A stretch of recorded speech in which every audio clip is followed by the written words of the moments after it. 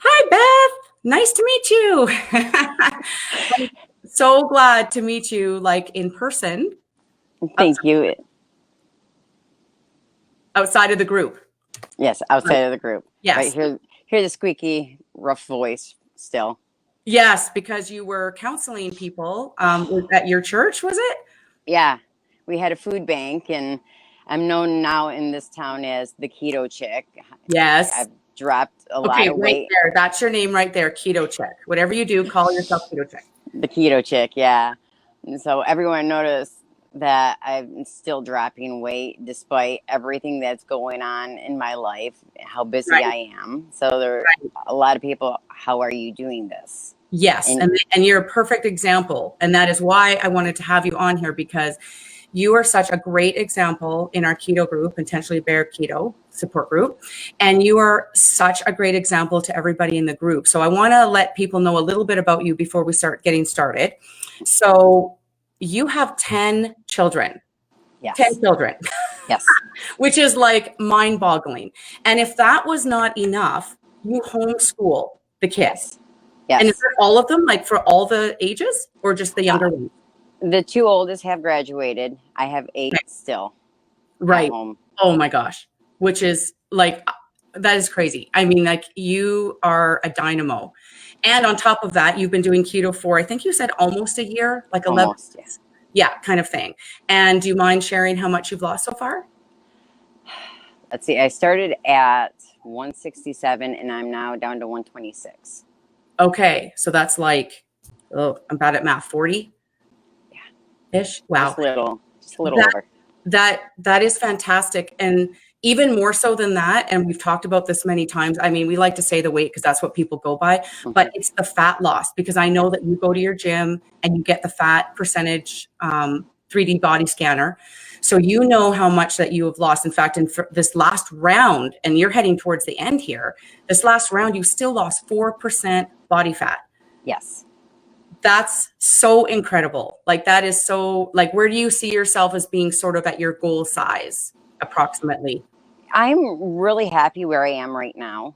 If Yeah. I lose nothing more, I am happy. Oh, I mean, you look amazing. I've seen other pictures too, and your cute little dress that you're going to wear on your vacation. Yeah. Yeah, that's so, I love those shoes too, by the way.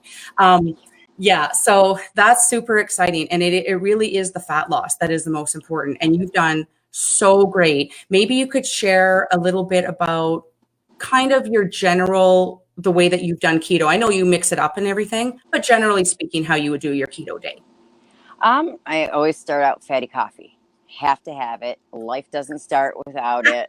That's, Period. I hear Um, you totally. MCT and oil, MCT yep. oil. Or do you put both of them in? I know you use my product, but do you put both of them in the coffee or just one, or? Right now I'm just doing the MCT oil powder. Yep. Um, just because life is a little busy Yeah. and I don't want to get out the blender and I don't want to do all the blending. So it's Sure. just quick grab, go out. Yeah. Yeah, exactly. So you start your day off with your fatty coffee. Awesome. And then how does the rest of your day kind of look? You know, my life with all the kids, everything that goes on, it's always a guess of how my life is going to go. Most of the times it's fatty coffee in the morning. Sometimes I'll have lunch and sometimes it's just dinner. Um, Okay. So you're just going with how you're feeling. You have no set plan and you just no, kind of go with how you're feeling. And do you track or do I you not? do. Okay. Yes, I do track. I do my best at writing down everything as best as I can. I do use a tracker so I can see, all right, if I gained weight or dropped weight, gained fat, lost fat, why? What is going Sure. on? And Sure. I'm insulin resistant. So it's like, what am I eating? What am I doing? Why are my numbers so bad? Yes. Yes, I totally understand what you're saying. And do you go by total carbs then or net carbs? My tracker does net carbs. Okay. Yeah. So So as long as typically, you're 20 under, you feel like it's a good range for you? yeah, typically I don't even reach, most days it's 7 carbs I get up to, and that's from leafy veggies and Oh, stuff. that's a really good point that you make, because people that are really insulin resistant, I am the same way. We can't be loosey goosey with our carbs. Hmm. We probably can be, I mean, I find like I can be good with extra calories as long as they're mostly in the form of fat and then a little bit in the form of protein, but carbs, no way. Do you feel that's for you too? Yeah, absolutely. And I was just watching a video this morning by Dr. Berg about, if you're still having insulin resistance, one of the things could be caffeine. And I love my coffee. Mm. Mm, But yeah. what is your, at this point though, what would your definition of insulin resistance be? Meaning if you went off and had more carbs and then your blood sugar would go up high, or what would your definition be of that now? If I'm with my keto and I'm perfect leafy greens and my blood sugars are still going up for Okay. someone I just this week was perfect and had a 143 sugar, and I'm going, what in the heck is going on? Okay. That day I had like 4 coffees because it was just a crazy day. So Right. now I'm Right. starting to wonder if the caffeine is the link. That very well could be. And I know he also has another video, I think, where he was talking about though that people that are insulin resistant or have any kind of metabolic issues, that they also can show like almost like artificially high blood sugar because it's actually pulling out the sugar stores or something. I'm gonna have to Right. watch it again. But that also could be another option as to why. Right. So, something Right. like, And I'm so sorry. no, I keep, But sorry. yeah, with keto, your body's changing, so you got to constantly change it up. So what worked for me maybe 3 months ago isn't working for me now, and Mhm. I've got to figure out why. And that's why I am so busy with my tracking and figuring out what I'm eating, keeping a track of what I'm eating, so I know, okay, did my body change? Do I need to switch this again? Do I Right. need to try less of that and more of that? Right. And that's also another good point is that, I mean, you're pretty much at your goal weight and you're doing this not because you want to lose more weight, but you want it for ultimate health. I mean, you don't want to have any blood sugar issues when you get older, diabetes or anything like that. And so you want to do this for the best health that you can be for yourself, Correct. Yes, absolutely. which is really awesome. I wanted to also talk a little bit about your exercise routine. Now, regime, this is not something that I'm going to say usual person would do, but you do it with vigor and you seem to really enjoy it. And, tell me about how that feels to you. Like, what does it do for you when you exercise the way you do? Yeah, I really like to challenge myself. Either I'm my biggest enemy or I'm my biggest ally. I like to set goals, and I like to either hit them or blow them out of the water. Blowing them out of the water is just a little more fun for me. I really enjoy hitting my goals. And you have some competitive banter going on with a couple people in the group, I know. Yeah. That kind of keeps you going. It's funny because for you, it's a challenge and you're like, I'm up for the challenge and I'm going to do it. And I see that and go, okay, I'm out. Yeah, I like to wipe the floor with my competition. Oh, that's awesome. You must have been in competitive sports or something like that in high school? No, no. Really? Well, I could That's totally see you like in track or something because you're a runner. Yeah, no, I was never in sports in high school. I was too busy working, dealing with family stuff, and so no, Wow. I've always been a little. I'm competitive with myself, but when you add someone else in there, yeah, I get a little more competitive. I think that's great. Honestly, I envy that about you. I think that's really great. It keeps you going. And I know that you, like, yes, you do enjoy it, but it still is an effort. I mean, you have 10 children and you homeschool and you have I can't even imagine their extracurricular activities and all that kind of stuff. I mean, just beyond the school. So you have so much going on, and yet like you're doing your keto and you're tracking, you volunteer at your church, and you make time for exercise. And I think quite frequently from what it seems like. It's not like, once a week or whatever. Seems like you're doing. Yeah.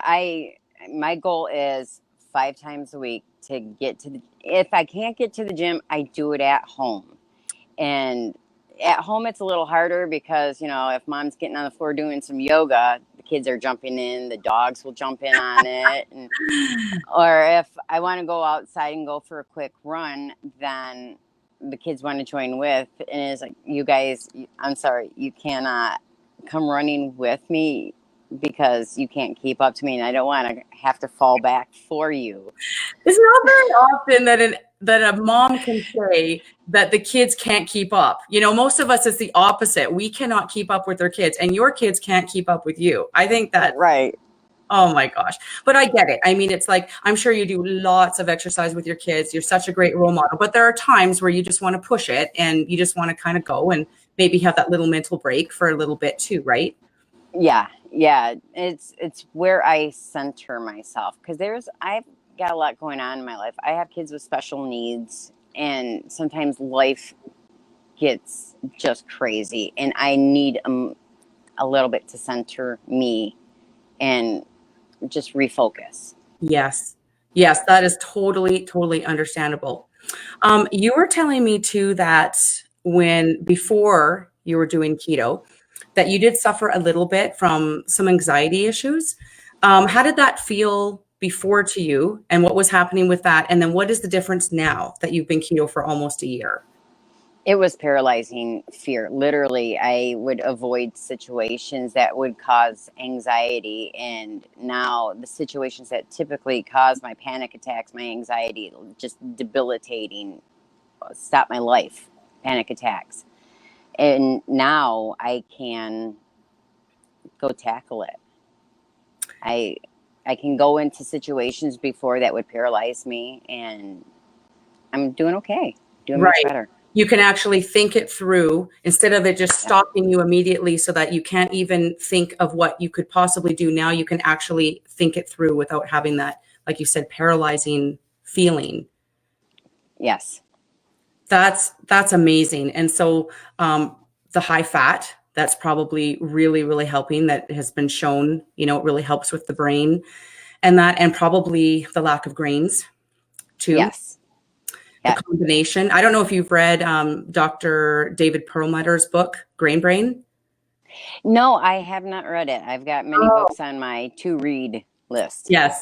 Well, if you ever get a chance, I find him fascinating. He's not keto specific, though he totally believes in it because I've heard him on some different talks and things like that. But he's a neurosurgeon specializing in Alzheimer's and dementia.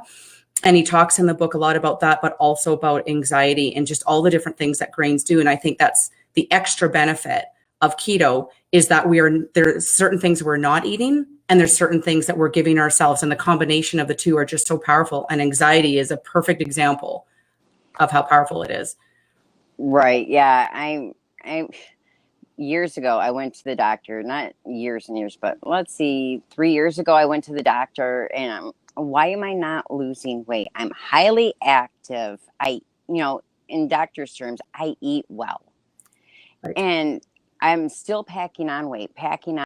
So we ran all the most expensive tests you could to check everything in my body and set me up with a dietitian. I did everything they said. I tracked all my food, and it was a high grain-based diet that the American doctors put you on. And I gained more weight. I would lose some, but I lost muscle mass. I didn't lose fat mass. And as soon as I stopped my vigorous workouts, I packed on even more weight. And it's what is wrong? And I slept horrible. I felt like garbage. I felt horrible after I ate. I didn't feel energized. Mm-hmm. And I muddled through my life. And it's what is wrong. And with doing keto and eliminating a lot of different foods, especially grains, especially wheat. And now it's like fully energized, ready to go. I'm running, 4 hours of sleep a night is all I require. And I'm go. That is a really good point too. So many people say that they don't need as much sleep as they used to. I know that's the case for me too. And then for you. So 4 hours with the busy life that you have and the exercise that you do. And oh my gosh, I mean, that's incredible. But that's keto, right? Yeah. And I will say, as far as I'm concerned anyway, keto done healthy. Like that's what you're doing. You're doing healthy keto. And there's a lot of, I'll say, quickie shortcuts that sometimes people will do, and it doesn't help us because you're filling your body with all the toxins, you're not getting the proper nutrients, and it's going to catch up. It's making a fad diet out of keto, and that is not going to be sustainable. Exactly. I do as clean as possible. Even, with my life, I'm coming into my really busy season with doctor's appointments and stuff where I am going to have to be out eating at a restaurant, or it's going to be fast food because life is just going to be busy. Right. So, and one thing about keto is you can learn what you can eat at a restaurant. It's not, you just have to eat at home, and that's all you can eat, and you got to take your food with you, which you can do, no problem. I always have, keto options in my bags. Yeah. But I can, go to a fast food restaurant and grab something and still be on track. Yeah, exactly. I mean, you're a great prepared mom. I'm sure you always have snacks at the ready and stuff like that. So you've got that. But yeah, even fast food, which is not our favorite thing ever, but sometimes you have no choice. And just to have those options, like even most fast food places will have some type of a salad. I mean, if you had to, you could have it plain, but they usually have like an oil vinaigrette or even just like vinegar or something. There's usually something that you can do. I actually keep my MCT oil capsules in my purse all the time just so that I can pop them. But I have actually like popped them and squirted them on my salad because they did not have even an olive oil, and I don't want some kind of processed GMO crap or whatever on my salad. So I'll just open it up and put it on there, and then they've got vinegar on the table. I'll put that on and a little bit of salt and pepper and good to go, right? I mean, you do what you got to do. Exactly. I mean, life isn't going to stop for your meal plan. You got to plan for your life.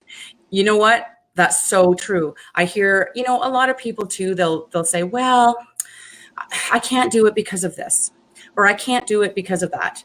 And if you, Beth, can do this, with 10 kids and homeschooling and all that you have going on, honestly, it's a person has to make the mind shift change to say, this is what's important to me, and I'm going to make it happen no matter what, and forget all the excuses. Because if you can do it, anybody can do it. Exactly. And, and I have had people tell me how selfish I am for focusing on me. What? I have. Yeah. That is the craziest thing I have ever heard. The best example you can ever set for your kids is showing them that you care for yourself. Honestly. Yep.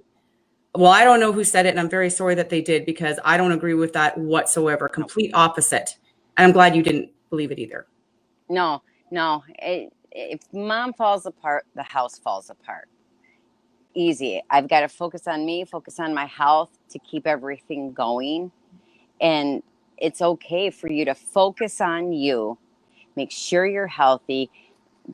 Make sure that you're going to be there for your family, for your community. It's okay to focus on you and focus on your health, period. Totally. I mean, what do they say on the plane? You always have to put your mask on first before you help whoever you're with, because you're no help to anybody if you're passed out. Exactly. Put your mask on first. Get going. Yes, exactly.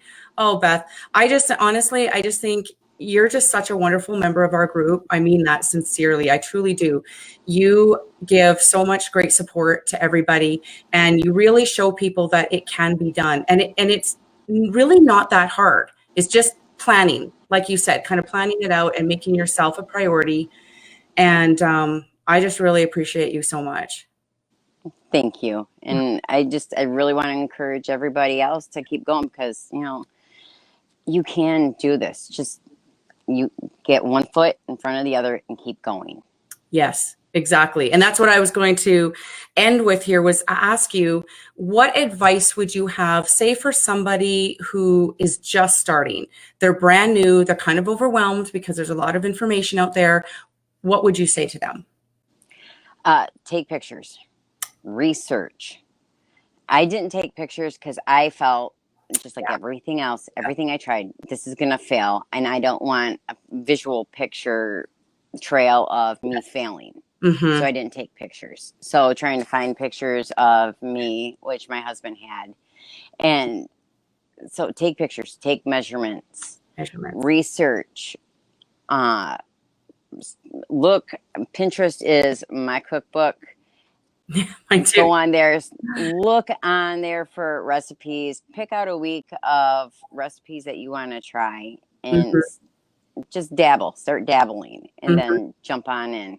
Yeah, I totally agree. And also learning the foundation of keto, because I know some people, they kind of do recipe keto where they literally just follow recipes and that's it. And they don't really know where they're at. So, the recipes are great, but tracking and knowing the foundation of keto so that you're not going over or anything. Yeah, exactly. Track everything, even if it's just taking pictures of your food so you can look back and what did I eat? Why is this happening? That's a great idea, especially in the beginning. Like at the beginning, I think I did what I would say like healthy, lazy keto. Like certainly was not dirty keto. I've never been dirty keto, but really lazy keto for the first year for sure. It felt very comfortable. It did, if you've had many, many years of severe caloric dieting, I have. And so when I first started, I almost felt a little bit overwhelmed with the whole tracking thing because it was like, oh my gosh, back to my WW days or whatever, and so I found the lazy keto to be awesome. But then you get to that point where you go, well, I'm not really seeing the results that I would like. And that's where the tracking really, really helps. It makes a huge difference. Exactly. If you start hitting a plateau, you can look back. Why am I plateauing? Where have I gone wrong? Or, has my body changed? Do I need to switch this up? And where do I switch it up at? You always have a record of what you've done, so you know where you need to hit it. That's exactly it. Like if a person has no tracking mechanism whatsoever, as people will say in the group, oh, I've been doing keto for 3 months and I was doing well, but now I'm not. And then the first thing I always ask is, are you tracking? Oh no, I've never tracked. Well, how do you know what you don't know? I mean, you're not going to have any clear boundaries of what is working and what is not working if you don't track. Exactly. Exactly. Yeah. But I mean, if people will, go ahead. No, I was just going to say, if lazy keto is working for you, then it's working for you. But if it's not working for you, that's when you have to make the shift. So. Exactly. Yeah. If you don't track it, how are you going to know when you hit that plateau? Because you will hit a plateau, period. Yeah. After almost a year in keto, I'm sure you've been there a few times. Yes. Yeah. I just had a really big plateau for almost 2 months and went up a little bit. It's okay. What's going on? Why am I doing this? And then I knew exactly what it was I was doing. And then I was finally able to bust through that plateau. What was it? Do you mind me asking? It was a little too much fat and protein. I think it was more protein than the fat, because I lowered my protein and I overate with fat and I dropped 3 pounds. Yes. I mean, because like, protein does the same kind of thing to us as carbs, not as much, but still. And for people like us who are really, really insulin resistant, it makes a huge difference. There's other people in the group and they can have all the protein they seem to want and they do fine, but they're not insulin resistant. And I find men particularly because they didn't go through all those years of dieting like we did. So we've kind of ruined our metabolism that way, so we have to be extra careful. So that's a really good point. Exactly. Fat, lower protein. Yep. Yeah. Exactly. Yeah. If you're insulin resistant, protein will switch and you'll gain weight with that. So yeah. Yeah, really good. And it's just really great that you watch what you're doing and then you just tweak where it's needed. And then here you go, 4% down body fat at your last scan. So you may have thought like on the scale that things weren't going quite as well during that time, but you did go down in body fat percentage. So right, exactly. Put the scale away. Yeah. Get rid of the scale. Period. Get rid of the scale. Yeah, we should have a little sign. Put the scale away. Like Really good advice. I totally agree with you. It is the most inaccurate way to measure success, and it just ruins your day sometimes. Yeah, it does. And it can really discourage you. And then you're like, you know, if you fall back to your bad habits, which my bad habit is, like, fine, it's not going to work. I'm going to go have a cupcake. Yeah, And if you, totally. yeah, if you fall back to that mindset, the scale's going to discourage you. And then you're going to fall back to your old habits. And if it's going to cause you to fall back and regress, get rid of it, period. I totally agree. I know there's some people that it doesn't bother them at all. They take it or leave it. It's just a little bit of a guide, but I'm exactly what you said, and I can't do it either. I put it away and I don't care, and I'm just using the body scan thing like you are, and I'm excited whenever that is. But when I see what the difference is, because that's really what's going to tell us. And like you said, measurements, how your clothes fit, all that kind of stuff. So yeah. So anyway, it was so awesome to have you on today, Beth. Like, there's so many people in the group that know you, and I just thought it would be so great to talk in here so they get to know you a little bit better. And I thank you so much for all that you do in the group. Thank you. And I'm happy to help anybody and encourage anyone who needs it, because if you stick to it, it's going to work, period. It's going to work. Yeah. You're going to do it. You're going to kill it. Well, you have. So congratulations. And I guess we'll see you in the group then. All right. Thanks. Bye. All right. Thanks, Beth. Bye. Hey guys, before you go, hit the like and subscribe button if you haven't already, and hit the bell notification so you can be notified every time we have a new video posted. Also, down in the description, I will have links to everything that we talked about in our chat today, including information on how you can join my Intentionally Bare Keto support group. See you next time.